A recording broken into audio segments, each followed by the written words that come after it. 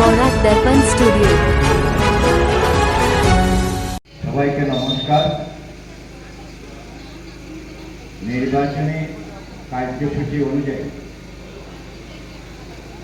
নির্বাচন আসে আমাদের বিভিন্ন স্থানে ওয়ার্ড ভিত্তিক হোক, বুথ ভিত্তিক মিটিং করতে আমরা যাই।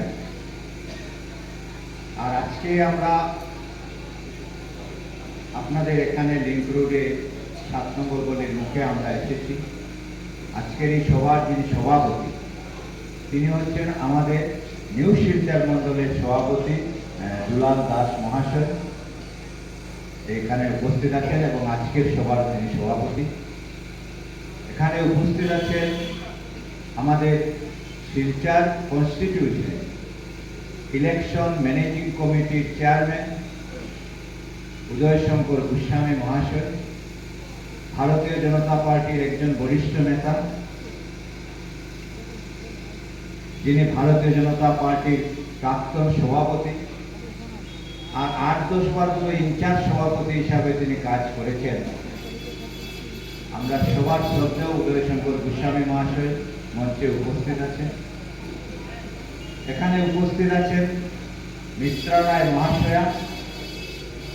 তিনি বিগত দিনে 11 নম্বর ওয়ার্ড থেকে কমিশনার হিসাবে কাজ করেছেন এবং শিলচর মিউনিসিপ্যালিটিতে ভাইস চেয়ারম্যানের দায়িত্ব তিনি পালন করেছেন এবং বিভিন্ন সময়ে দলের মহিলা মোর্চার প্রেসিডেন্ট থেকে আজকে এই মণ্ডলের প্রভারীর দায়িত্ব তিনি পালন করছেন। মিত্রা রায় মহাশয়া এখানে উপস্থিত আছেন। এখানে উপস্থিত আছেন আমাদের দুইজন ইলেকশন ম্যানেজিং কমিটির কনভেনার এবং কনভেনার হিসাবে রামকৃষ্ণ সিনহা মহাশয়, তিনিও আমাদের দলের এক বরিষ্ঠ কার্যকর্তা। বিগত দিনে তিনি জেলা পরিষদের দায়িত্ব পালন করেছেন, জেলা পরিষদের নির্বাচিত প্রতিনিধি ছিলেন এবং দলের বিভিন্ন পদ অলঙ্কার করে। আর বরাক নদীটা হচ্ছে ভারতীয় জনতা পার্টি বিজেপি। সেই বিজেপির মধ্যে লোটাস যদি রাখা হয় তো একবার ওদিকেও যাবে ধাক্কা খাবে, ওদিকেও যাবে ধাক্কা খাবে। কিন্তু যখন যেখানে দলের অনুমতি থাকবে, আমি বিমলাংশু রায়ের সময় থেকে কাজ করছি। বিগত দিনে দল আমাকে শিলচর ডেভেলপমেন্টের চেয়ারম্যানের দায়িত্ব দিয়েছিল। আমি 2 কোটি টাকা ঋণ নিয়ে সেই দায়িত্বতে বসেছিলাম। আমার দায়িত্বকাল শেষ হয়েছে। আমি 10 কোটি টাকা অ্যাকাউন্টে রেখে এসেছি। আপনাদের বলি 2 কোটি টাকা ঋণ নিয়ে বসেছিলাম আর 35টা ফ্ল্যাট আমি অবস্থায় রেখে আজকের দিনে আসামের শ্রেষ্ঠ ডেভেলপমেন্ট অথরিটির মধ্যে সেই ডেভেলপমেন্টের স্থান করেছে। তাই রাজনীতির আঙ্গিনে যে সময় যে দায়িত্ব দল আমাদেরকে দেয় তখন আমরা সেই কাজ করি। অনেক আগে থেকে শিলচরে কাজ করেছি। গত 2টা ইলেকশন দল আমাকে উদারবন্দের প্রভারী করে পাঠিয়েছিল 2016, 2021। আমি দলের প্রার্থীকে সেখান থেকে আমরা সবে মিলে দলের প্রার্থীকে জিতিয়ে আনতে পেরেছি। আমরা জানি উদারবন একটা শক্ত ঘাঁটি ছিল, অজিত সিংয়ের মতো মন্ত্রী ছিলেন, উনাকে হারিয়ে মিহিরসুনকে আমরা জিতিয়ে নিয়ে আনতে পেরেছি। 2 বছর তিনি 2টা টার্ম তিনি করেছেন। আর শিলচরের ইতিহাস যদি আমরা দেখি, শিলচরের স্বাধীনতার পর থেকে শিলচরে এক ব্যক্তি 3 টার্ম করতে পারেন। বিমলাংশু রায় শুধু 2 টার্ম করেছিলেন। সমরনাথ সেন ভারতীয় জনতা পার্টির বিধায়ক ছিলেন, ভালো কাজ করেছেন। দল আবার বিমলাংশু রায়কে দিয়েছে, বিমলাংশু রায় ভালো কাজ করেছেন। 2 টার্ম দিলীপ পালকে দিয়েছে, একটা হাফ টার্ম একটা ফুল টার্ম করেছেন। তারপরে দীপায়ন চক্রবর্তী দিয়েছে, এবার রাজদীপ রায়কে দিয়েছে। সেটা একটা পার্টির সিস্টেম। পার্টি দল কোন সময় কোন চিন্তা করে কাকে কি পদ দেয় সেটা আমরা বলতে পারি না। কিন্তু পরবর্তীতে আমরা দেখি যাদেরকেও আমরা এবার টিকিট দেই নেই, পরবর্তী সময় তাদের জন্য হয়তো অনেক ভালো সুযোগ অপেক্ষা হয়। সেই অপেক্ষায় আমাদের থাকতে হবে। অনেকের মধ্যে কেউ কেউ বেশি করে ভালোবাসতে পারেন, তাতে কোনো অন্যায় নেই। ফার্স্ট চয়েস সেকেন্ড চয়েস থাকতে পারে, তাতে কোনো অন্যায় নেই। কিন্তু সেই কথাটাই আমি বলছি, ওনাদের জন্য হয়তো আরো কোনো ভালো ব্যবস্থা আছে। তাই ভারতীয় জনতা পার্টির কর্মী হিসাবে দলের জন্য কাজ করা সেটা আমাদের এক দায়িত্ব। আজকে ভারতবর্ষে ভারতীয় জনতা পার্টি আছে বলে ভারতবর্ষের উন্নয়ন হচ্ছে, সেটা অস্বীকার করার কোনো উপায় নেই। 2014-তে নরেন্দ্র মোদীর নেতৃত্বে ভারতবর্ষে সরকার এসেছিল, আমাদের পজিশন কোথায় ছিল? আজকে আমাদের পজিশন দেশের চতুর্থ অর্থনৈতিক দেশ, $4.3 ট্রিলিয়ন ইকোনমি আমাদের। আমেরিকার $30.5 ট্রিলিয়ন, চায়নার $19.2 ট্রিলিয়ন, আর আমাদের উপরে যে দেশ আছে জার্মানি, তার হচ্ছে আজকের দিনে $5 ট্রিলিয়ন। আমরা আশা করি আগামী 1-1.5 মধ্যে 2 বছরের মধ্যে আমরা 3 নম্বর অর্থনৈতিক দেশ হিসাবে নিজেকে প্রতিষ্ঠিত করতে পারব। সেটা একটা পরিকল্পনার মাধ্যমে হয়েছে, সেটা একটা নিষ্ঠার মাধ্যমে হয়েছে। যদি নিষ্ঠা না থাকতো, সংকল্প না থাকতো, তাহলে সেটা সম্ভব ছিল। 1000 কোটি দিবেন বলে কংগ্রেসের প্রধানমন্ত্রী এসে আমাদের বরাকবেলিতে বলেছিলেন, 1000 কোটি টাকা দেব, আপনারা আমাদেরকে জিতা। আর বরাকবেলির মানুষ 14টা সিট কংগ্রেসকে জিতিয়েছিল, সেই ইতিহাস আমরা ভুলিনি। কিন্তু 1000 কোটি টাকাও সেই সরকার দিতে পারেনি। একটা সিট এজিপি ছিল, বিজেপি একটা সিটও পায়নি। মুখে বললে হবে না। আজকে অরুণোদয়ের যে টাকা দেওয়া হয়েছে সেদিন 9000 টাকা করে, সেটার পরিমাণ হচ্ছে 3700 কোটি টাকা। আজকে আসামে 22700 কোটি টাকার পথ উদ্ঘাটন করে গেছেন মোদীজি। একবার ভাবুন, মহাসড়ককে মহাসড়ক বলেছিল কংগ্রেসীরা। কংগ্রেস পিরিয়ডে মহাসড়কের কোনো কাজ হয়নি। 32 কিলোমিটার একটা জোনকে ওয়াইল্ড লাইফের এরিয়া বলে বন্ধ করে দেওয়া হয়েছিল, কারণ বরাকের উন্নয়ন করা যায়। 16 বছরে মিঠারগঞ্জ লাইন তার ভোটগেজে পরিণত করতে পারেনি। প্রায় 4 বছর আমরা মিঠারগঞ্জ রেল লাইন বন্ধ ছিল। বিজেপি সরকার আসার পরে 1 বছরের মাথায় আমরা বিজি লাইন চালু করতে পারছি। আজকের দিনে ইলেকট্রিকের বিজি লাইন হচ্ছে, প্রায় 16 থেকে 17টা ট্রেন শিলচর থেকে যাচ্ছে। যদি আপনি সাধারণ টিকিটে যান তাহলে 62 টাকায় গুয়াহাটি পৌঁছতে পারবেন, অনলি 60 টাকা। সেই উন্নয়নকে আমরা ভুলে যাচ্ছি। ভারতীয় জনতা পার্টি সবকা সাথ সবকা বিকাশের কথা বলে। ভারতীয় জনতা পার্টি সনাতনী সমাজকে একত্রিত করার কথা বলে। একবার বলুন তো, ভারতবর্ষের জনসংখ্যা 144 কোটি, আমেরিকার জনসংখ্যা 30 কোটি। আর মুঘল যখন ভারতবর্ষে এসেছিল, তখন যদি আমরা মুঘলের সাথে তরোয়াল নিয়ে যুদ্ধ করার দরকার ছিল না। আমরা যদি ইউনাইটেড থাকতাম, আমরা যদি পদযাত্রায় বেরিয়ে যেতাম, রেলিতে বেরিয়ে যেতাম, তাহলে পায়ের চাপায় তোলেই মুঘলদের হত্যা হয়ে যেত। আমাদের জনসংখ্যা এই পরিমাণ ছিল, কিন্তু আমরা দুর্বল ছিলাম, আমরা ডিভাইডেড ছিলাম, আমরা নিজেদের মধ্যে যুদ্ধ করতাম। আমরা ফেসবুকে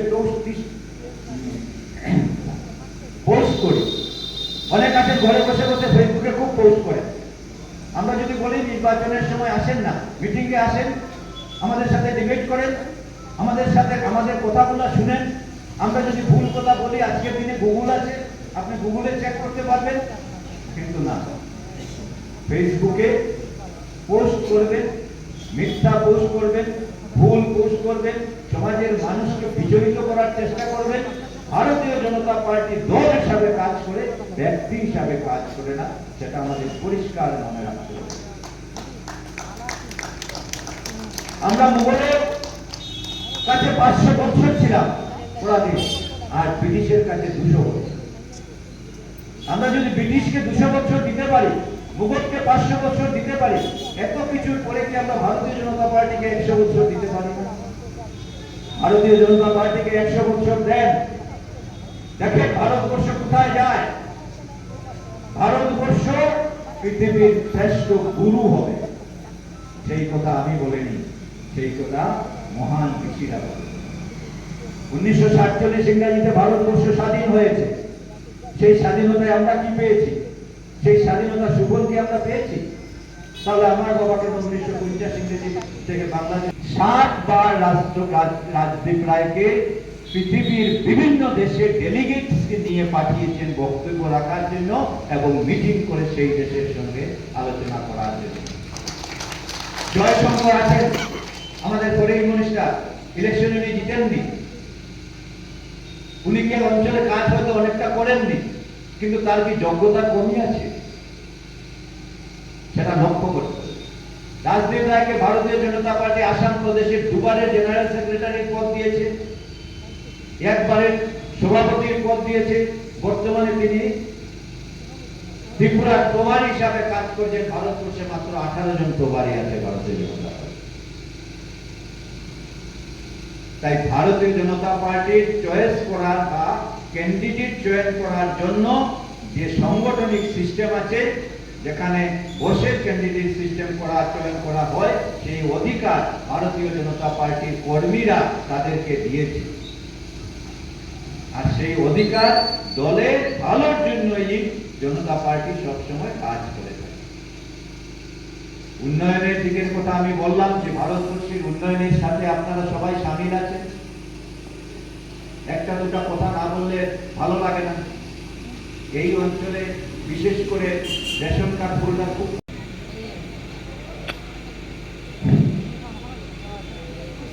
আজকে এই লিঙ্কটে ভারতীয় জনতা পার্টির নির্বাচনী সভা। এই সভাতে মঞ্চে বসেছিলেন নিউজ ফিচারের মন্ডল প্রেসিডেন্ট, উনি আরেকটা মিটিংয়ে চলে গেছেন এবং ওনাকে আমার আন্তরিক শ্রদ্ধা জানাই। এখানে মঞ্জুল দেব মহাশয় বসে আছেন, আমাদের মিত্রাদি বসে আছেন, আমার আরো দুই কনভেনার রামকৃষ্ণ সিনহা এবং নারায়ণ চৌধুরী, ওরা চলে গেছেন। এখন আপনাদের যার বক্তব্য শোনার জন্য আপনারা অধীর আগ্রহে অপেক্ষা করছেন, একটু সময়ের মধ্যে কিছু সময়ের মধ্যে উনি এসে দেখুন, আমি তো 1980 ইংরাজি থেকে ভারতীয় জনতা পার্টি যখন এইখানে কাছাড় জেলাতে প্রথম কমিটি বানানো হয় তখন থেকেই আমি বিভিন্ন স্তরে কাজ করেছি। আমি জিপি প্রেসিডেন্ট ছিলাম, মন্ডলের মেম্বার ছিলাম, মন্ডলের ট্রেজারার ছিলাম, তারপর ডিস্ট্রিক্টের মেম্বার থেকে ট্রেজারার থেকে ভাইস প্রেসিডেন্ট থেকে মঞ্জুদা একটু আগে বলেছেন আমি বেশ কয়েকবারই ভারতীয় জনতা পার্টির সভাপতি। এটা যেটা আমার কোনো কৃতিত্ব নয়। আমি মনে করি যে আমার চেয়ে পার্টি বড় আর পার্টির চেয়ে বেশি। আমি 1975 ইংরাজিতে ইন্দিরা গান্ধীর যে ইমার্জেন্সি হয়েছিল তখন উনি একটা আইন বের করেছিলেন, মিসা। অর্থটা হলো যে maintenance of internal security act. তো এই যে মিসা ছিল সেটাতে আমরা যারা সংঘের মধ্যে জড়িত ছিলাম, যারা কংগ্রেসের বিরোধিতা করতাম, ইন্দিরা গান্ধীর বিরোধিতা করতাম, আসাম কংগ্রেসের বিরোধিতা করতাম, আমরা এক একজন কালপ্রিট ছিলাম। আমি 11 মে আমি 1976 ইংরেজিতে আমাকে মিসাতে জেলে বন্ধ করা, মানে অ্যারেস্ট করে আমাকে বন্ধ করা। 8 মাস পর যখন ইন্দিরা গান্ধী পুরা ভারতবর্ষ মানে ইমার্জেন্সি তুলে ইলেকশন দেখেছিলেন, তখন আমরা বেরিয়ে আসি। তো আমার সঙ্গে নিতদা ওরা ছিল, দিদিরা ছিলেন, অনেকেই ছিল যারা আজকে আমাদের মধ্যে নেই, কিছু মানুষ আছে। তো আমরা দেখেছি কংগ্রেসের এই অত্যাচার, আমরা দেখেছি ইন্দিরা গান্ধী যেভাবে বলতেন যে গরিবই দূর করনা, কিন্তু আমরা দেখেছি গরিব দূর করে গেছেন, গরিবই দূর করেননি ভারত। আজকে আমাদের কিছুদিনের জন্য 6-6.5 বছরের জন্য অটলজি মানে মিনিস্ট্রি, অটলজির মিনিস্ট্রি হয়েছিল, উনি দেশের জন্য এই গ্রামীণ সড়ক যোজনা, আপনার শিলচর সৌরাষ্ট্র হাইওয়ে, নদী একটার সঙ্গে আরেকটা সংযোগ করে যাতে এই ফ্লাডের অসুবিধাটা দূর করা যায়, যে অঞ্চলে বৃষ্টি হয় না সেখানে নদী প্রবাহিত করে যাতে জল পায়, কৃষকরা জল পায়, যেদিকে বেশি ফ্লাড হয় সেই দিকে জল যাতে প্রপারলি বার হতে পারে। মানে আপনারা লিঙ্ক রোডে যেভাবে জলে আজকে ইয়ে করছেন, দেখুন লিঙ্ক রোডের জন্য লগ্ন থেকে আমি এখানে আছি। আমার এই এখন সকাল হয়েছে, এর আগে এখানে গ্রিনভিউ নার্সিংহোম ছিল রাহুলদা দেবেন সিনহাকে নিয়ে, তখন থেকেই আমি মানে নার্সিংহোম হওয়ার আগে থেকে এই জমি বিভাগ নিয়ে আমি মানে কি বলবো আপনাদেরকে 69 থেকে আমি এই অঞ্চলে আপনাদের মধ্যেই আছি। তখন এই সব অঞ্চলটা খেতে জমি, তারপর আমরা বলতাম এই সপার চকের অপোজিটে বলাইদা বলে আমরা ডাকতাম, বলাই দাস মহাশয়। আর এখানে একজন সেকেন্ডারি রোডের এদিকে ছিলেন মেকন, মুসলিম মানুষ, ওরা দুইজন এখানে দালালি করে জমি, মুসলিমের জমি হিন্দুর কাছে বিক্রি করার পর এই বড় বৃহৎ একটা হিন্দু এরিয়া এখানে প্রতিষ্ঠিত। কিন্তু দুর্ভাগ্যের ব্যাপার, এই যে মেইন রাস্তাটা এটা অন্তত 40-50 ফুট হওয়া উচিত, কিন্তু তখনের সেই চিন্তাধারায় এই রাস্তাটাকে ছোট করা হয়, জল নিষ্কাশনের ব্যবস্থা প্রপারলি হয়নি। কিন্তু সেই সব প্রবলেমগুলো আজকে আমরা চিন্তা করছি। আমাদের পূর্ববর্তী এমএলএ আমাদের রাজু, ও চিন্তা করেছে, আমার সঙ্গে কথা বলেছে, রাজীব রায়ও আমার সঙ্গে কথা বলছে। তো আমি একটাই জিনিস বুঝতে পারি যে আগে যদি আমরা হিন্দুরা, আমি একেবারে স্পষ্ট ভাষা করি, আমি কংগ্রেস পিরিয়ডে জেলে ছিলাম সেটা থেকেও আমি বলছি। আর আমাদের যে একটু আগে আমাদের একতার অভাব, সেই কথা আমাদের বন্ধুদের বলেছেন, সেই কথা রেস ধরেই আমি বলছি, যদি আমরা হিন্দুরা এক হতে না পারি আমাদের ভবিষ্যৎ হবে। আমরা কংগ্রেস পার্টি, বিজেপি পার্টি পরে চিন্তা করছি, আমাদের হিন্দুত্বটা আগে চিন্তা করতে হবে। এই দেশের যে হিন্দুত্ব, এটা সুপ্রিম কোর্টও বলেছে যে আমরা হিন্দুত্ব এটা রিলিজিয়ন নয়, ওয়ে অফ লাইফ। তা আমাদের জীবন ধারা একটা শৈলী হলো হিন্দু। এই শৈলীতে অভাব হয়েছিল, সেই অভাবের সময় আপনারা মনে করুন মোহাম্মদ ঘুরি এসে কয়েকবার সোমনাথ মন্দির লুট করে দিয়ে গেল, একেবারে আমাদের দেশ লুট কেমন হয়েছে। অটল বিহারী বাজপেয়ীর একটা লেকচার আমি শুনছিলাম, সেটাতে উনি বলেছিলেন যে যখন মোহাম্মদ ঘুরি 7 নম্বর বার এই সোমনাথ মন্দির লুট করছিল, তখন সেখানে যে এই মন্দির রক্ষা করার জন্য যে সৈন্যরা ছিল, সেই সৈন্য এবং মোহাম্মদ ঘুরির যে সৈন্য ছিল, দুইটা মিলিয়ে যত সংখ্যা ছিল এর 5 গুণ লোক দাঁড়িয়ে দেখছিল যে এখানে লুট করার জন্য যুদ্ধ। হিন্দু পার্টি মন্দিরটাকে বাঁচাতে চাইছে, আর মুসলিমরা হিন্দু সৈনিকদেরকে মেরে, ব্রাহ্মণদেরকে মেরে ওরা লুট করতে চেষ্টা করে।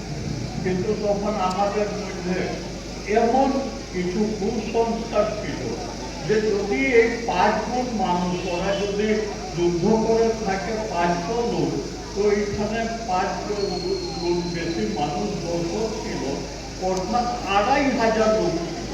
এই 2500 লোক যদি এক একটা ঢিল মারত, যদি মুঘলদের উপর মোহাম্মদ ঘুরির শূন্যের উপর ওরা চালিয়ে দেবে।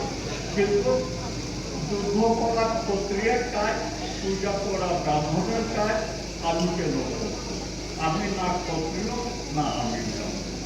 তো এই যে আমাদের রাজা রাজার বিভেদ ছিল সেটাই একটি, সমাজের মধ্যে এমন বিভেদ ছিল যে বিভেদটা আমাদেরকে ব্রাহ্মণ ক্ষত্রিয় বৈশ্য শূদ্র হিসাবে আমাদেরকে ইয়ে করে। কিন্তু অরিজিনালি যেটা হয়েছে আপনারা সবাই জানেন, আমাকে আপনারা বেশি জানেন, তবুও আমি একবার বলতে বাধ্য হচ্ছি।